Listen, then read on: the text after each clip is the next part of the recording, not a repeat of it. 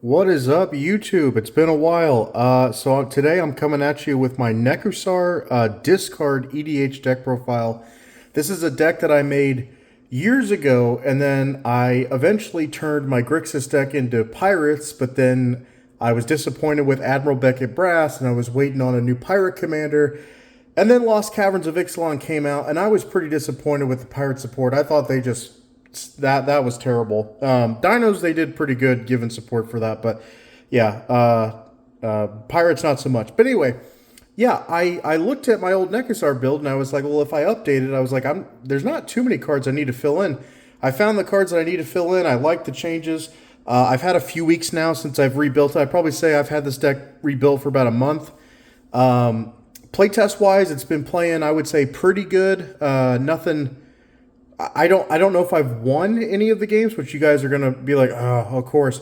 But I've become the threat in every single one of them. I do think I won one game. Yeah, I did. Obviously, Nekusar wheel, you can burn everyone to death. Okay, you guys know my thing by now. I run my lands are all basics, 13 of each. Islands, swamps, mountains. Now, a lot of times you guys will kill me.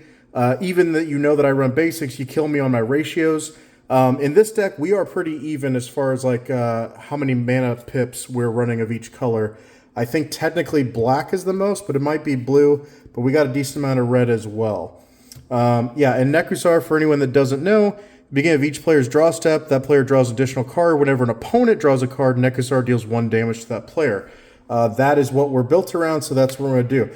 And the whole thing with the discard, I just have always liked making my opponents discard cards.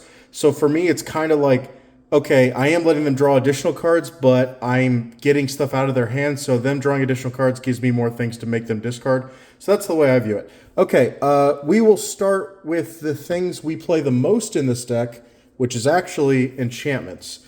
So with all these guys, I'm just going to start with the lowest mana cost of whatever type of card we're talking about and then go to the highest. So got a Curiosity. This one's pretty simple. You put it onto Nekusar or a few other creatures in the deck. But Aura, whenever you enchant another creature, whenever it deals damage to opponent, draw a card. That is not combat damage necessarily. It's any damage. So obviously with Nekusar, great card. Hopeless Nightmare, new edition. This is from Wilds of Eldraine. This is one of the last cards I put in the deck, but it does what we want it to do. For 1 black, when it enters the battlefield, each opponent discards a card and loses 2 life. That alone right there, in this deck, if you can make everybody discard a card and you only have to spend 1 mana, you're getting your value back. When this is put into a graveyard from the battlefield, you can scry 2 and then you can pay 3 mana to put it into your graveyard. One of my favorites in this deck, Sigil of Sleep. You enchant it onto a creature. Once again, you're probably going to put this onto Nekusar, but there's a few other creatures you might put it on if Nekusar's not out there. When the enchanted creature deals damage to a player, return target creature that player controls to its owner's hand. If you're running a Nekusar deck and you don't run Sigil of Sleep, you are making a mistake. Okay, Liliana's Caress. Whenever an opponent discards a card, that player loses 2 life. There are a few other cards that do something similar to this, but Liliana's Caress is the best one. The only thing it doesn't do that you want the other ones to do is technically this doesn't deal damage. So we do run, I think, 1, maybe 2 cards in here that double or triple damage. That won't work with Liliana's Caress, but the bottom line is this is still the best mana value that you're going to get. 2 mana to have that happen is pretty good. Because like I said, obviously we're going to make our opponents hopefully discard a lot of cards. Waste Not, you know how Mitch from Commander Quarters says the golden pig of the deck? Waste Not is our golden pig in the sense of it. This is probably our best card that we have as far as our strategy. The card that if we get this out, it's like, hey, we're cooking now. Whenever an opponent discards a creature, you can make a 2/2 zombie token. And then whenever an opponent discards a land, you get 2 black mana. Whenever an opponent discards a non-creature, non-land card, draw a card. So we're either drawing cards, we're either making zombies, or we get 2 black mana, which, like I said, I mean, we run a lot of black in here, so it's all good.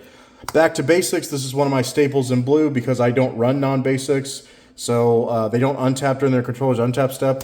I will say this, though. I literally got hated out of a game this last week that I was playing with my buddies.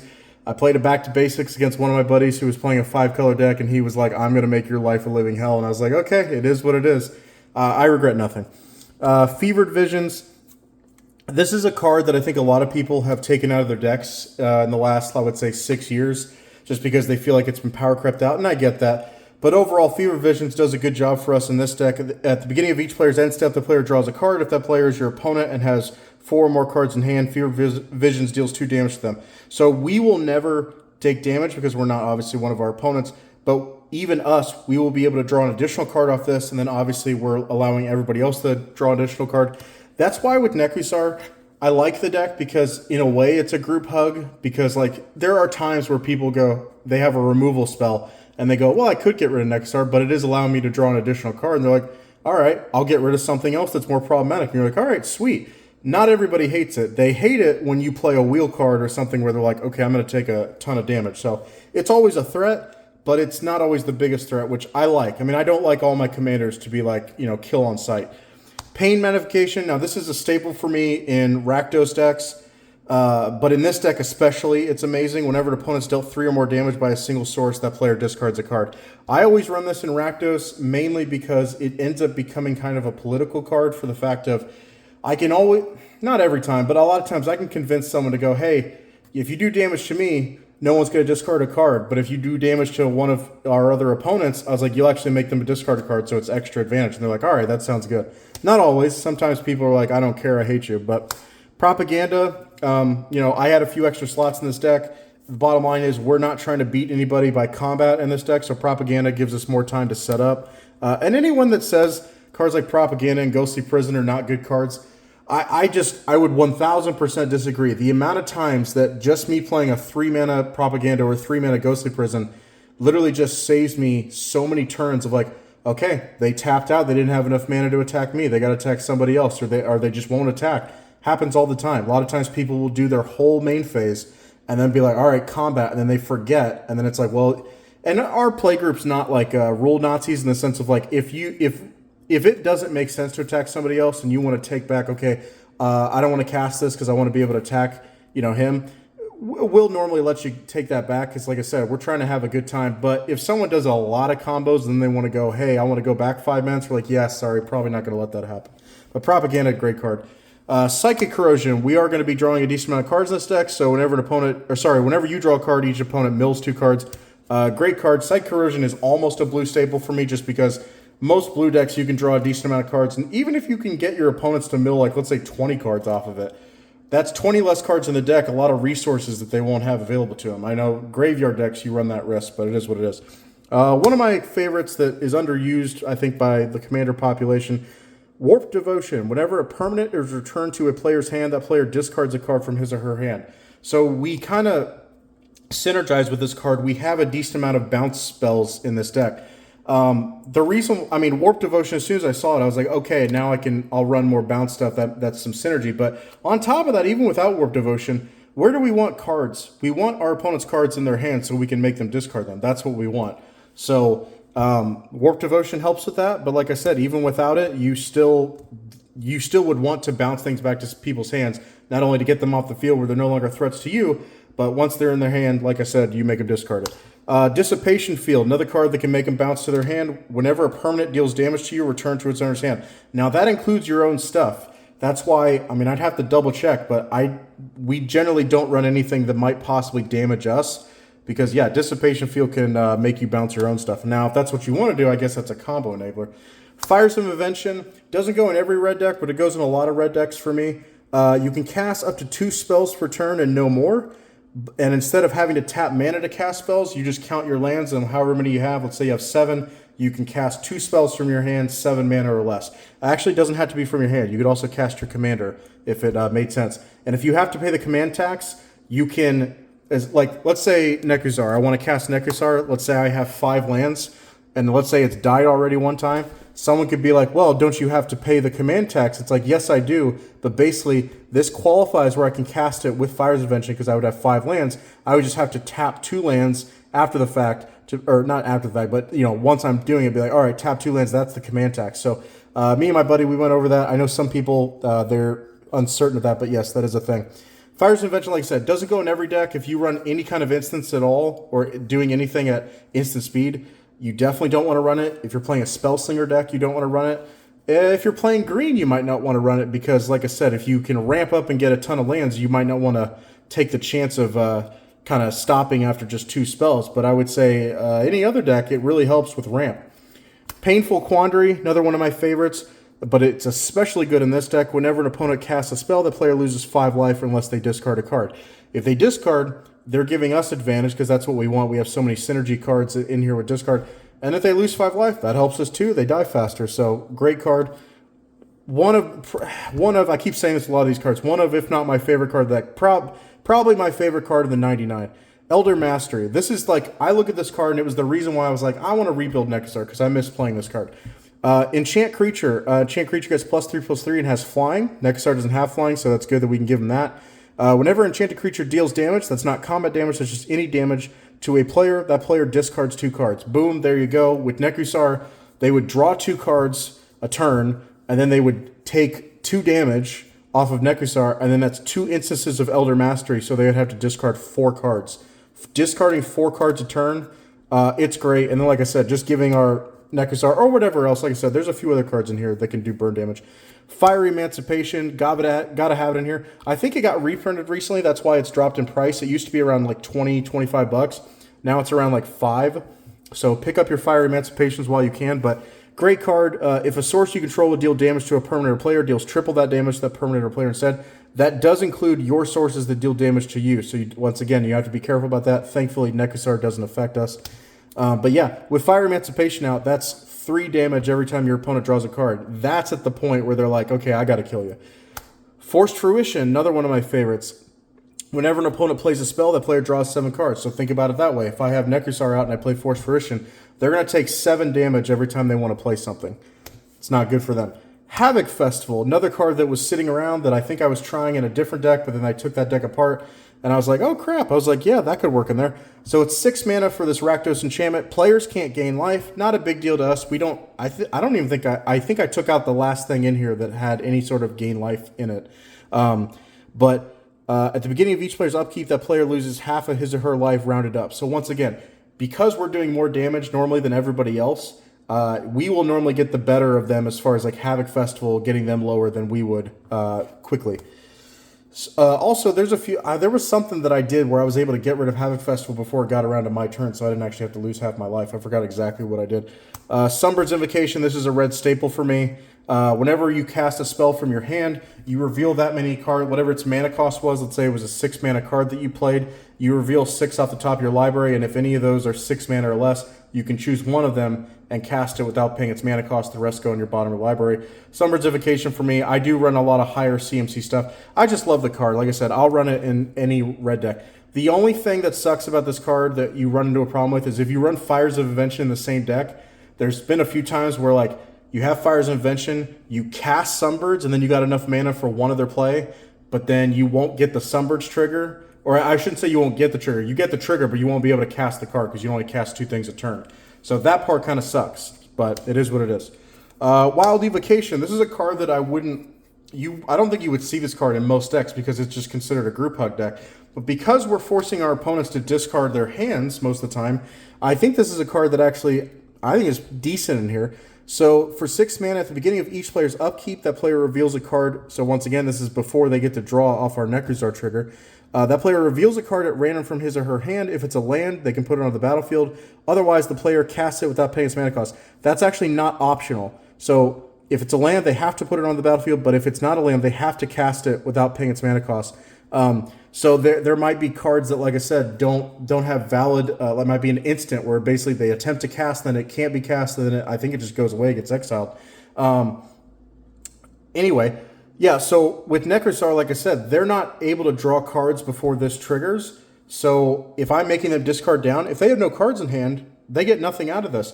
But we have some heavy hitters in our deck that's like, okay, I get to cheat this out, so it's more advantage for me. The goal is to, like I said, make your opponent's hand size next to nothing, and then that way they get something maybe small or nothing off of Wild Evocation altogether. Don't get me wrong, it's a little risky, but I am still trying to have fun in Commander, so I just want to keep that in mind. I'm trying to get that so you guys can actually see that pile. And the last enchantment is Wound Reflection. I had this sitting around. I was like, you know what? Screw it. It makes a lot of sense to put it in here. At the beginning of each end step, each opponent loses life equal to the life they lost this turn. So cool thing about this is that Liliana's Caress that I was telling about earlier, that I said, it doesn't synergize with every card. For instance, it doesn't synergize with Fiery Emancipation because it's not damage. But Liliana's Caress still works with Wound Reflection. Wound Reflection will count the fact that they lost life and burn them for it. Okay, next thing we play the most of is creatures. So we're going to go over those. I got, let's see, I'll separate those. So I'm just going to lay these out because these are all basically the same card. All right, they keep printing us more of these, and don't get me wrong, I'm not complaining, I'll take more. So we got Burglar Rat, Elderfang Disciple, Nezumi Informant, and Virus Beetle. The oldest of these is Burglar Rat from, I forgot, Guilds of Ravnica, I think that is, or I don't know. You guys might correct me on that. I forgot what symbol that is. Elderfang Disciple was from Kaldheim. Virus Beetle was Kamigawa Neon Dynasty, and then the latest was Nezumi Informant from March of the Machines, I believe. I think, or maybe that was Aftermath. I think it was March of the Machines. Yeah, so these all do the same thing. They're 2-mana black creatures. When they enter the battlefield, each opponent discards a card. That ratio is hard to beat. And then I think we have a few ways that we can actually bring these back. I'd have to relook at the deck, but the bottom line is just for 2 mana, like I said, the best is 1 mana to do it, but for 2 mana, I can't really argue with it. These are all still good cards. And like I said, anything 2 mana or less that's saying everybody's got, your opponents have to discard a card, in Commander, that's really hard to beat because you're just getting so much more card advantage by making them go down a card. And you get a little creature out of it that can block for you, so that's always good. Okay. So I got Magus of the Wheel.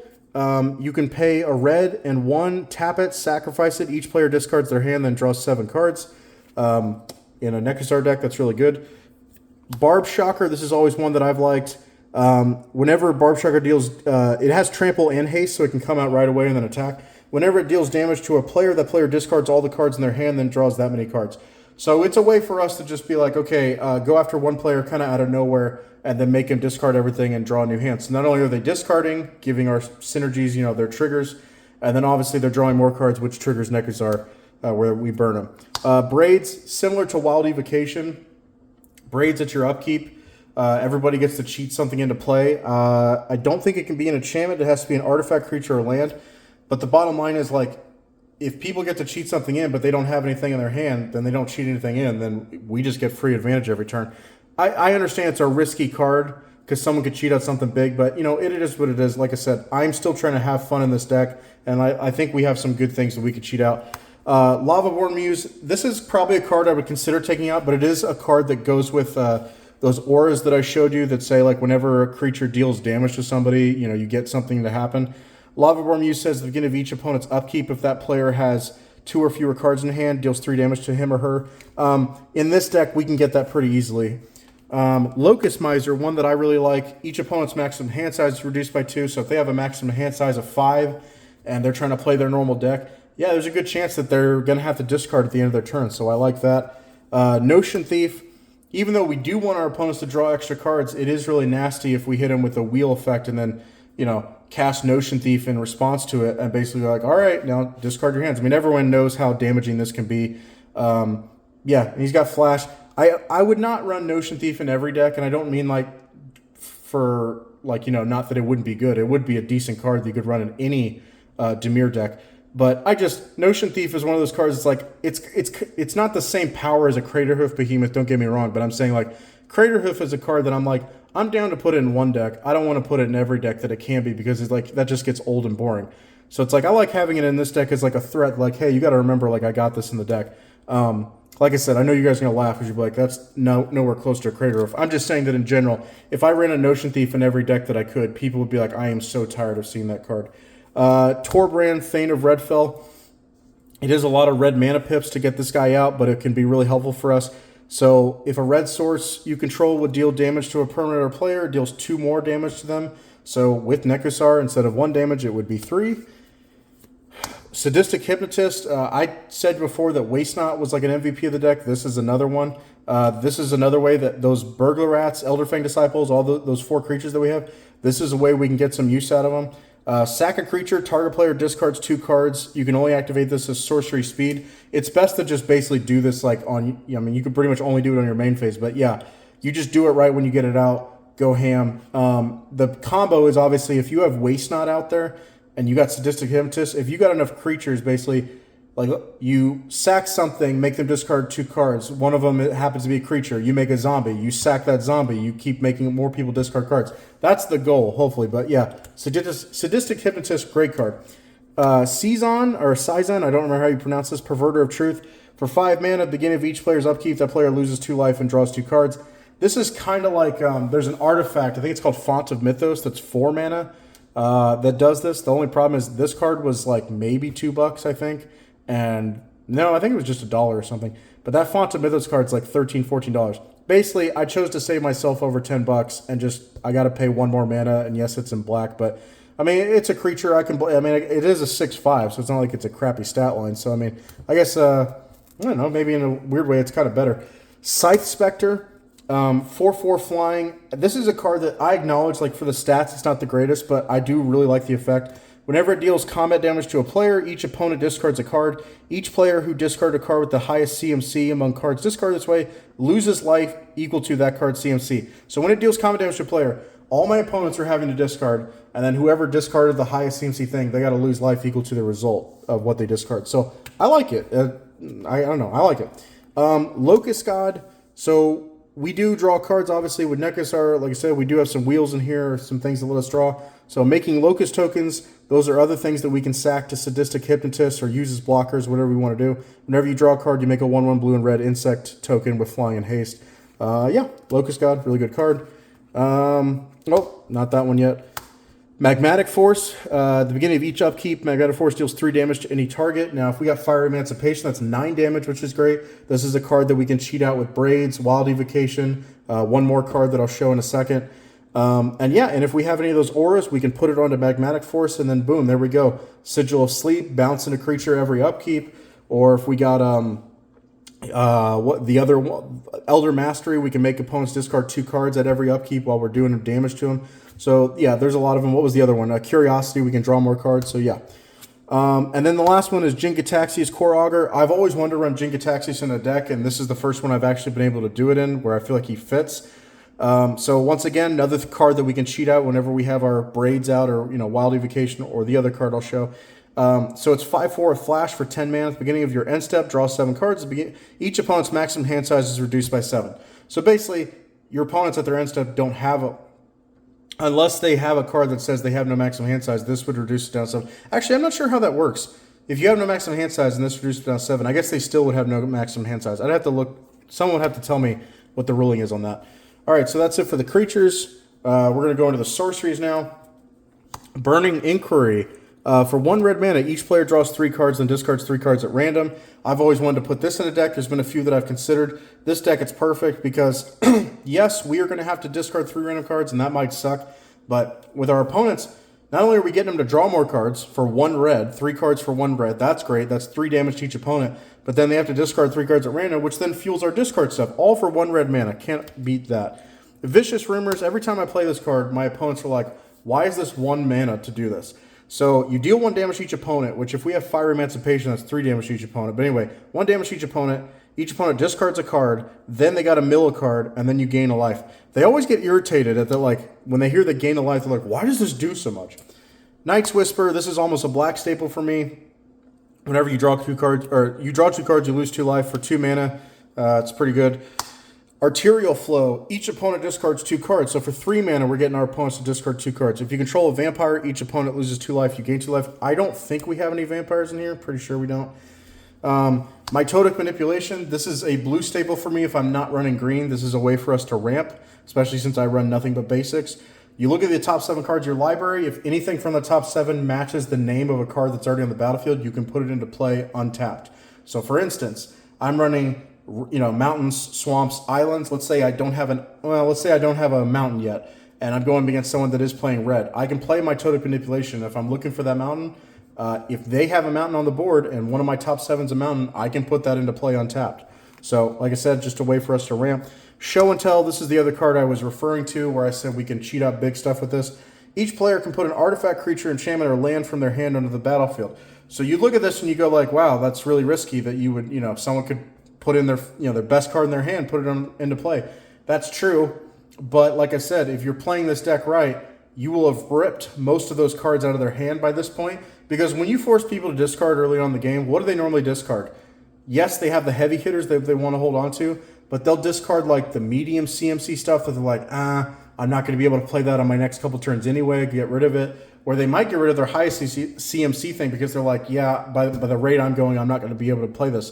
So a lot of times you will force them to get rid of their, you want to say, most dangerous cards, and then by the time you drop a show and tell, maybe they drop in like a 3-mana or 4-mana creature, and you're like, okay, good, but, not as good as what I'm dropping. Windfall, you got to have a windfall in here. Each player discards their hand, then draws cards equal to the greatest number of cards a player discarded this way. Flash fires. I've been accused of being a dick for playing this card, but if I run red and I'm not running white in here, I'm going to run a flash fires. Destroy all planes. I hit somebody with this. I did end up losing the game, but they were like, yeah, if it weren't for you, this person would have won. I'm like, hey, I did something. Ruination, to go on to the theme of blowing up people's lands. I love resource destruction. I just like it. Everybody has their thing that they like. I like making people discard. I like blowing up their lands. Other people like making a zillion copies and putting a zillion counters on things. That's not my jam. So destroy all non-basic lands. We don't run any, so it's all good for us. Unnerve. Each opponent discards 2 cards. Not as good as Arterial Flow, but still a good card. Washout. You basically pick a color, and then any permanent that has that color gets bounced to their opponent's hand. Or not to that player's hand. So because we're playing Grixis, most of the time I'm not going to call one of these. I'm going to call green or white.